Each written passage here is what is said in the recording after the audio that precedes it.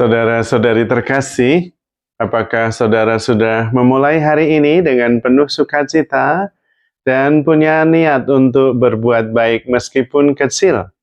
Semoga Tuhan memberkati niat baik saudara. Jangan lupa hidup sepenuh hati, karena hidup hanya sekali, harus jadi inspirasi. Inspirasi hari ini adalah tentang bagaimana kita terus-menerus dilibatkan oleh Tuhan dalam perjalanan hidup kita sehari-hari. Jadi kita dalam pesta pembaptisan Tuhan, kita menerima pernyataan perwahyuan dari Tuhan bahwa kita adalah putra-putri kesayangannya. Dan itu yang seharusnya membantu kita untuk bisa menghayati kehidupan ini dalam perspektif yang lebih luas. Karena kita putra kesayangan, putri kesayangan, itu adalah martabat baru.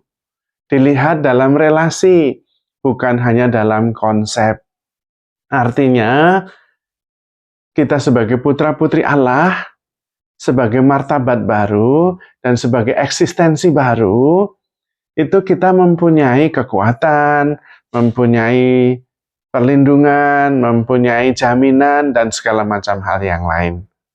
Karena itu adalah sebuah pengalaman, bukan hanya konsep. Artinya, kita mencoba mengalami hidup kita dalam relasinya yang konkret dengan Tuhan sebagai Bapa. Dan tentu itu mengubah segalanya, karena membuat kita menjadi lebih tenang, karena kita mempunyai hubungan yang begitu erat dengan Allah yang adalah Bapa.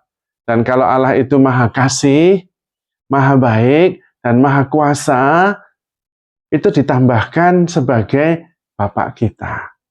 Yang baik, yang Maha Kuasa, yang penuh perhatian dan penuh kasih itu adalah Bapa kita.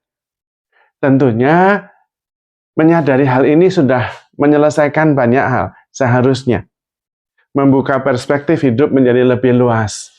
Kalau kita mengalami kesulitan, tantangan hidup yang berat, kita bisa melihatnya dalam perspektif ini. Oke, ada persoalan begitu berat, tapi saya adalah putra kesayangan Bapa.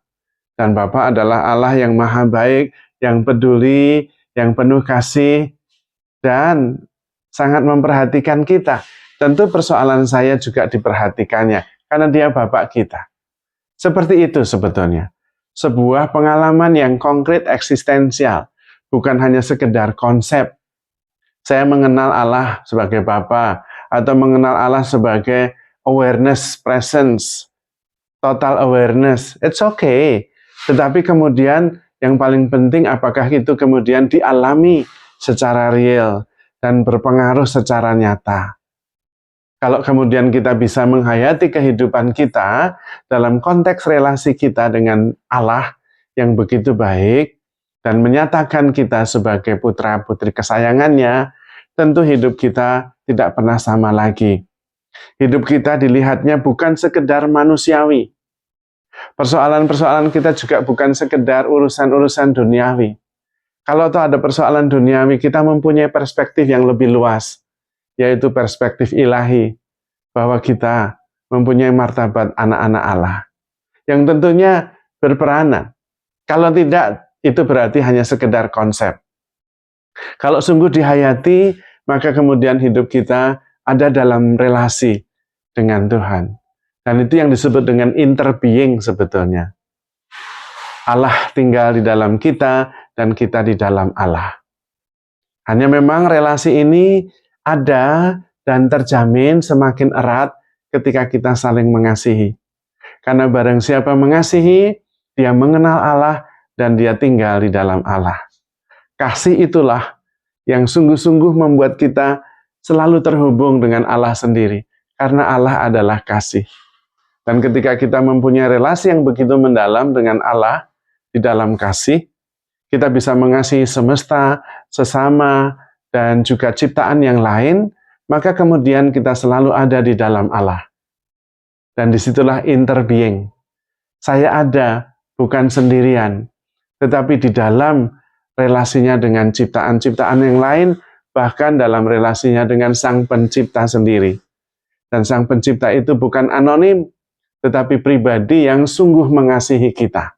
Dan Dia adalah Bapa yang melindungi, yang menjaga, yang menyelenggarakan kehidupan ini.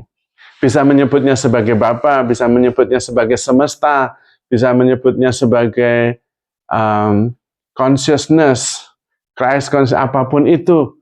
Tetapi Dia dalam gambaran yang sederhana adalah Bapa yang penuh perhatian. Kita lebih mengerti, lebih dekat dengan gambaran itu. Bapa yang penuh perhatian, Bapa kita itu adalah Allah yang Maha Kasih, Allah yang Maha Kuasa, Allah Sang Penyelenggara kehidupan yang sudah menyelenggarakan kehidupan ini dengan bijaksana. Tentu relasi ini ketika tidak sekedar konsep, melainkan sebuah pengalaman real eksistensial, membuat hidup kita jauh lebih tenang. Kita jauh lebih terbuka. Kita jauh lebih sadar bahwa ada begitu banyak hal yang bisa kita usahakan. Ada begitu banyak hal yang bisa menyelamatkan kita. Ada begitu banyak hal yang bisa membuat kita bisa melampaui, mentransendensi persoalan-persoalan yang kita hadapi. Dan tentu kemudian kita tidak hanya terbelenggu oleh keterbatasan persoalan, keterbatasan pikiran. Karena kita mempunyai perspektif ilahi yang bisa mengatasi semua persoalan yang ada. Karena kemudian hidup kita tidak hanya dalam cara bertindak dan cara berpikir duniawi saja. Ada Tuhan dalam relasi kita. Dan kalau kita membina terus-menerus relasi kita dengan Tuhan secara eksistensial, pengalaman, bukan sekedar konsep, maka kemudian relasi kita dengan Tuhan sungguh menyelamatkan. Kita bahkan bisa bersatu dengan Allah sendiri, karena memang Allah selalu ingin kita bersama-sama dengan Dia.